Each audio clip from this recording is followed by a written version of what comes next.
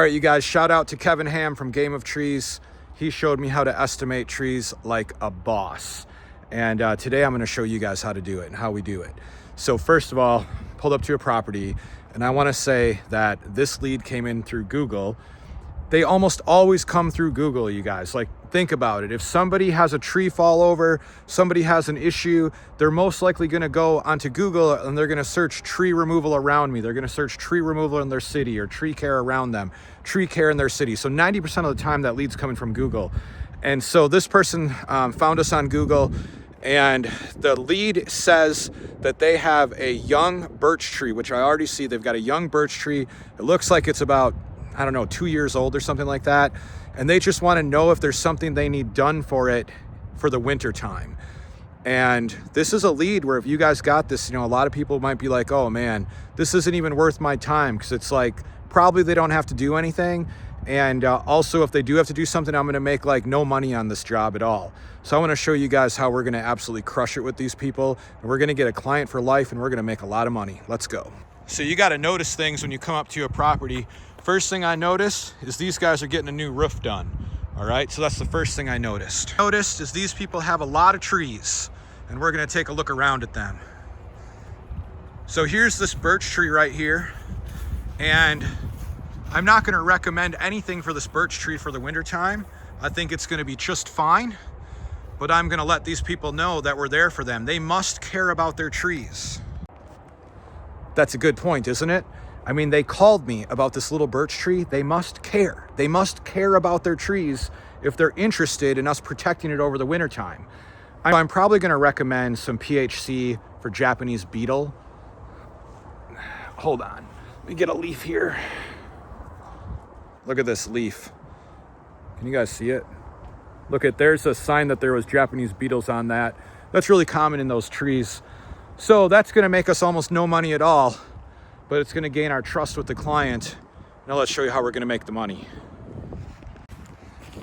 Okay, so we've got a maple tree here, and this would be a real easy prune. So it's in the front yard. It's super easy access. And that's, it's kind of like a sales funnel, right? We're going to help them with their birch tree, give them a little advice, and say, hey, you know what? We could clean up some of that deadwood on that maple tree also. Look at these evergreen trees that look horrible right here. Like, that tree would be a really easy removal. We could literally just drop it right over there. And I don't think they're going to want these trees around too much longer. They're not looking too good. Now, I just upped what we're going to make on this job pretty significantly already. So we went from having a young birch tree that's not going to really make us any money to now we're making a little bit of money here. And now I want you guys to think about this as a sales funnel, and we're going to think about this as a long-term client. So we're going to be their tree care company that they work with. So we're not just going to give them a little bit of advice on that birch tree and be done with them, but we're going to keep them in our CRM. Of course, once somebody contacts us through Google, our CRM is Jobber, and so right away that client's in Jobber, and we can always, you know, reach back out at them. We can send reminders to ourselves that we got to reach back out. And so we're going to definitely reach out and talk to them about those trees up there. But let's see something else I just noticed. This is the big one. So now I'm going into the backyard here, and we've got a big maple tree. We've got two maple trees. We've got a big one there. We've got a big one there. And this looks like, well, I'd have to measure it, but this could be 45-inch diameter maple tree right here. And that one back there is even a little bit bigger. But look at this one. The branches are literally touching the house. And they're hanging over the roof. And we're seeing that these people are getting a new roof. So you know, this seems to me like this is an easy sale. Do you want your branches touching your brand new roof? And there's tons of deadwood up there. I'm seeing a lot of deadwood. I even see what looks like a widow. I don't know if you can see, but there's like a widowmaker up there. Man, this looks dangerous. So that would be probably an easy prune. And this tree's not going to last forever. I mean, we see where I'm from in Wisconsin, if there's a big storm and we've got these trees with like a lot of canopy, the big trees like this are the ones that tend to fall over in storms. And this one here already looks dangerous. And look, they've got like a little mini forest going on back here.